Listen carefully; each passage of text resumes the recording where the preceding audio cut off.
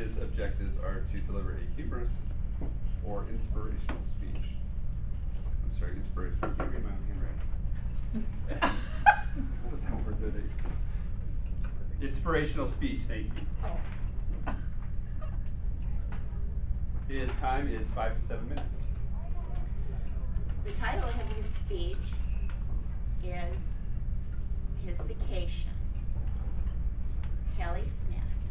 Kelly Smith. My vacation.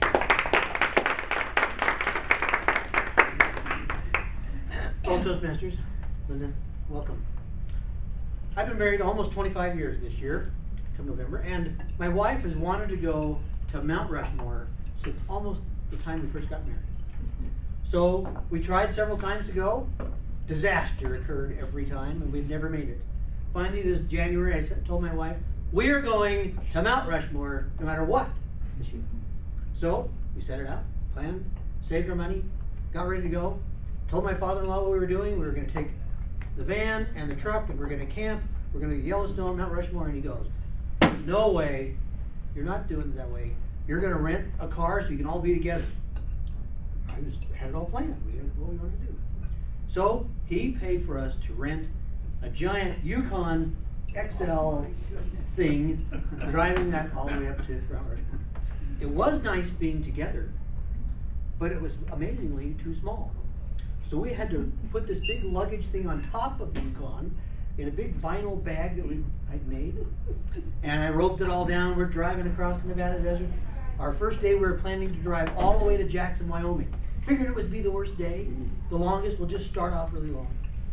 You know, they'll be all excited and ready to go, so it won't be too bad. Somewhere around Lovelock, we heard this noise on top of the car. And like, ooh, that sounds really good. I looked in the shadow on the freeway, and this thing is like up like this, way up high. Oops.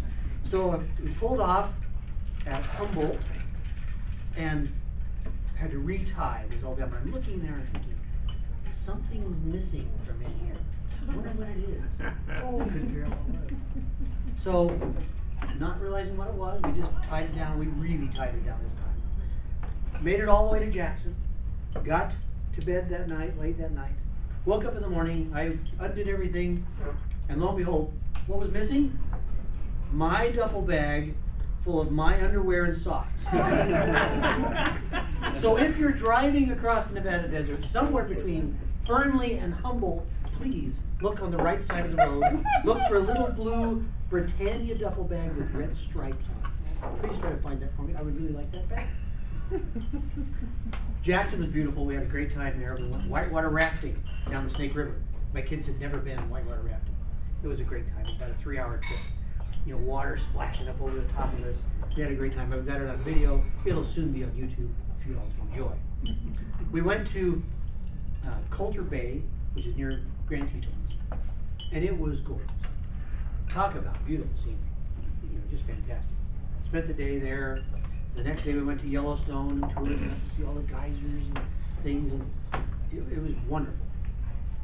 Then we decided, you know, we want to go see some of the early, you know, pioneer history sites. And there's a site in the middle of Wyoming, and I mean out in the middle of nowhere, called Martin's Cove. And it's a site, now maybe some of you are familiar with the early pioneers coming across. There's a group of Mormon pioneers that all carried hand carts. And there's just it's a cart with 2 big wheels on it, and they would carry it. 5 of those groups did very well. Not too many problems. 2 of the groups suffered terribly. They left too late in the season. And by the time they got to Wyoming, a monstrous snowstorm came, and it was the worst loss of life of any Western migration of any Western group going west in all the history. Hundreds of people died, and it was terrible, this ordeal they went through. And we wanted to see this place. We wanted to kind of see what it was like. So we went there, and they have a really nice visitor center all set up there. A lot of people now reenact these treks, and it's a really good thing for the youth now. It's a great thing to keep them, you know, understanding what their heritage is. So we get there, and there's 450 Tongan people from Salt Lake doing a trek, and we just kind of joined in with them. My youngest son wanted to take one of these hand carts, picked one with a big thing on it, so we just pushed this hand cart, nothing in it, just pushed it all the way up as far as we could. got to see this wonderful place, and it gave you a better feeling for what they went through. They were trying to get out of the cold. And Wyoming, I mean, I don't know if you've been to Wyoming.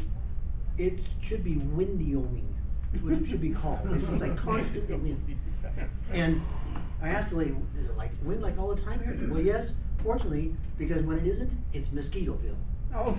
And so we'll take the wind any day. And later on, I'll tell you about that, what happened with that. So we got to see some of these sites. And then we spent the night there. Then we drove to Devil's Tower and Rapid City and went to Mount Rushmore. Now, I had never been to Mount Rushmore. It was the first time I'd been to South Dakota. And it was great. We went and took the next day, took the tour of it, and had a great time. It was really inspirational. It was good. And they talked about a presentation they had that night. So we went back later that night, and they have a display where they have a presentation of film, and they light up the mountain at night. Here's an actual unretouched photo. So they have, you know, really very patriotic, very emotional actually. And at the end, they asked for all the veterans to go. And all the veterans come out of the crowd and stand in front. I'm telling you, there was not a dry eye in the place. It was wonderful. And they even said, you know, there's a group of veterans here that about 40 years ago did not get a very welcome reception. We want to make up for that. They talked about the Vietnam veterans. And it was a powerful meeting, powerful event. So we got done with that, and the next day we headed down to Hot Springs, went to Evans Plunge, which is a natural hot springs that comes out of the floor of the pool. There's rocks on the floor, just comes right through the floor, at 5,000 gallons per minute of 87-degree water. So they use no chlorine, no chemicals, no nothing, because it refreshes the pool 16 times a day, goes through the pool and right out into the river. They have all kinds of water slides there. It's a great place. I'd highly recommend going. Kids had a great time, some slides and some swings going across. Then we went down to Laramie, Wyoming, got to see the Guernsey ruts. And there's a whole bunch of wagon ruts that are in the limestone that are still there today. You can see exactly where they are, because so many, like 500,000 people went through there and it carved these big ruts in the limestone. It's a very, very cool place. We camped there that night.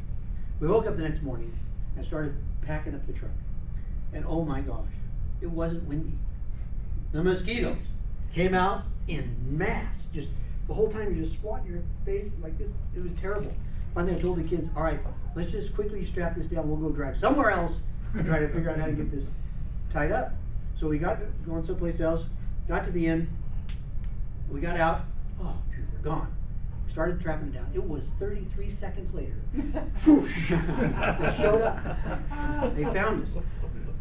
So I knew what they like. We will take the wind any day over the mosquitoes. On the way back home, we stopped at Salt Lake. We went to see music in the spoken word and saw the Mormon Tabernacle Choir sing Battle Hymn of the Republic. If you ever have a chance to see that, you really must see that. It is one of the most inspirational things you'll ever see. And we didn't plan on having so many patriotic things and pioneer heritage, and it was a wonderful trip. I highly recommend it. Just don't go through Wyoming if it's not windy.